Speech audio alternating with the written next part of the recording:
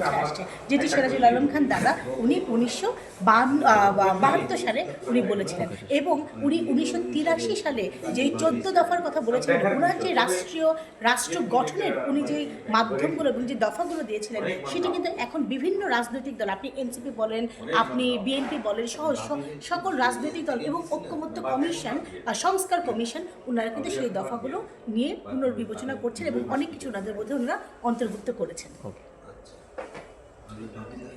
অসঙ্গতি দেখা দিয়েছে, আগামী দিনের বিশ্বই হবে মানে অংশীদারিত্বের বিশ্ব। অতএব সিরাজুল আলম খানকে আমরা সম্মান জানাই, তার মনীষের প্রতি, তার সংগ্রাম এবং ত্যাগের প্রতি আমি শ্রদ্ধাশীল।